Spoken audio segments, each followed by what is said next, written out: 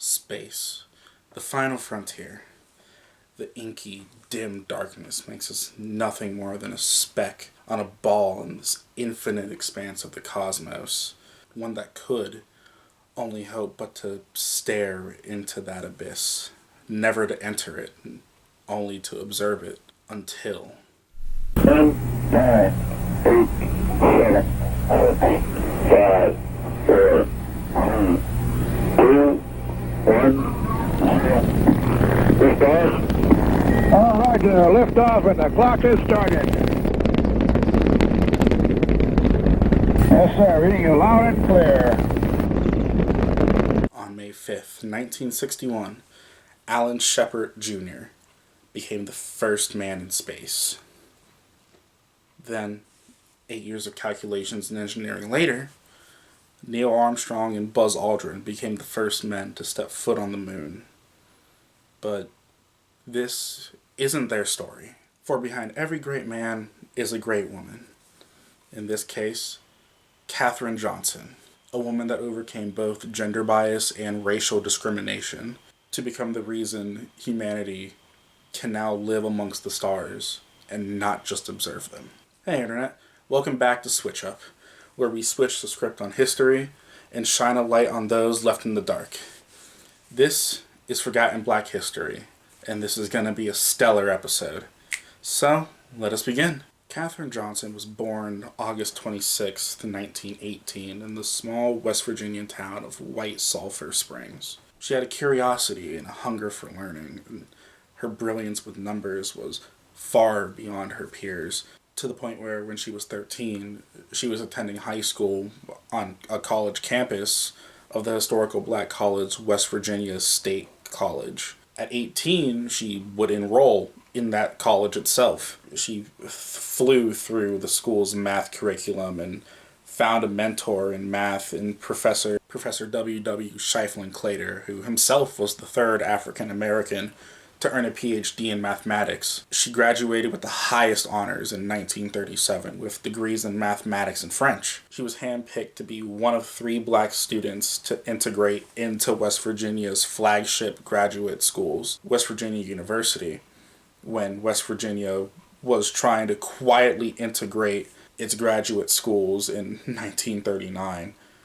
She left her teaching job and enrolled in the graduate math program. However, at the end of her first session, she decided to leave school and start a family with her first husband, James Golby, and return to teaching once her 3 daughters got older. Then, in 1952, while talking to a relative, she learned of an open position at the all-black West Area Computing Section at the National Advisory Committee of Aeronautics Langley Laboratory, headed by Dorothy Vaughan, a fellow West Virginian. Her and her husband decided to move the family to Newport, Virginia, to pursue the opportunity, and in 1953, she began work at Langley. Kathrine would soon be assigned to the Maneuver Loads Branch Flight Research Division, and her temporary position would pretty quickly become a permanent one. She spent the next 4 years analyzing data from flight tests and working on the investigation of plane crashes caused by turbulence. While finishing this work, her husband would pass away from cancer in 1956. However, less than a year later, the world would change forever. In October 1957, the Soviet Union would launch Sputnik, a satellite that would send radio signals back to Earth for the next 3 weeks until its zinc battery died and aerodynamic drag would cause it to fall back to Earth. The launch of Sputnik sent the American government into a frenzy, a fear of what the Soviet satellite could do. Was it a spy satellite? Was it a weapon? At this point, the Cold War was well underway, and the launch of Sputnik would spark the great space race. Who would be the first to get a human into space? Spoilers if you hadn't read ahead in history, but it was America, greatly due to Katherine's math.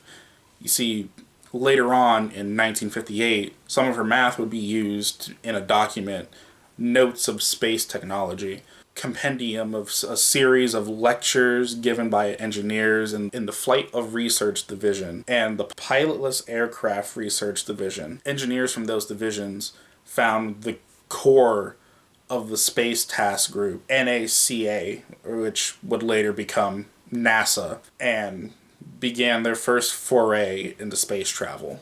In 1960, Kathrine and Ted Skobinski would co-author Determination of Azimuth Angle at Burnout for placing a satellite over a selected Earth position, which would lay out the equations describing an orbital space flight where the landing position of the spacecraft is specified. She would go on to do the trajectory angle analysis for Alan Shepard's 1961 mission, Freedom 7, to become the first human in space. In 1962, NASA prepared for the orbital mission of John Glenn.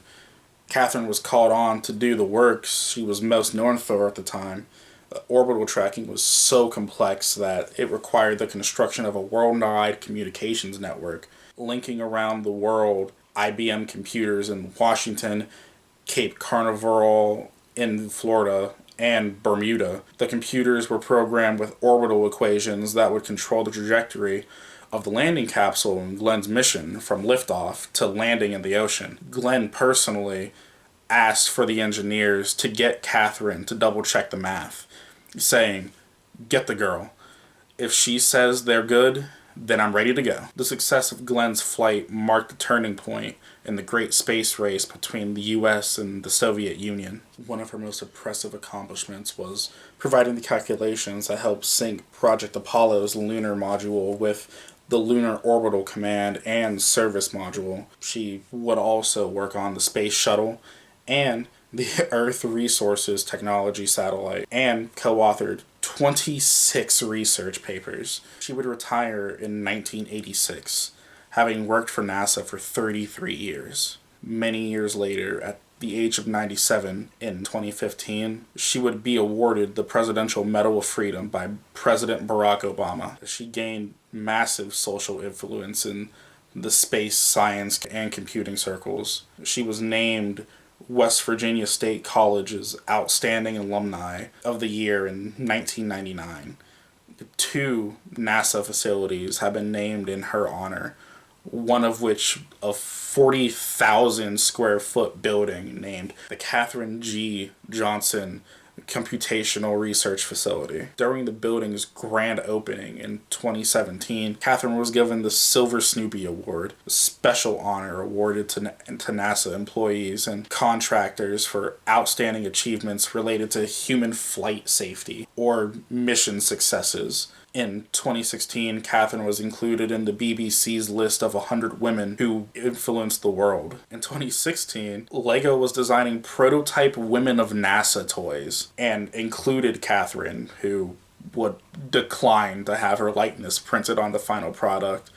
But there are prototypes of her floating out there somewhere. 2 years later, Mattel would turn her into a Barbie doll with a NASA ID badge. That same year in May, she was given an honorary doctorate from the College of William and Mary. And later that year, in August, West Virginia State University created a STEM scholarship program in her honor and erected a life-size statue of her on campus. In 2019, she was included as one of the members of an inaugural class of government executives, a Government Hall of Fame. And that same year in June, George Mason University named one of their most important buildings in the SciTech campus, Katherine G. Johnson Hall. The Bethel School District in Washington named their newest school building Katherine G. Johnson Elementary in 2020. Fairfax County Public School, the largest school division in the Commonwealth of Virginia, announced that they would change the name of their school, previously named after a Confederate soldier, poet, and musician, Sidney Lanier, to Katherine Johnson Middle School, after 85% of the residents voted to approve it. A satellite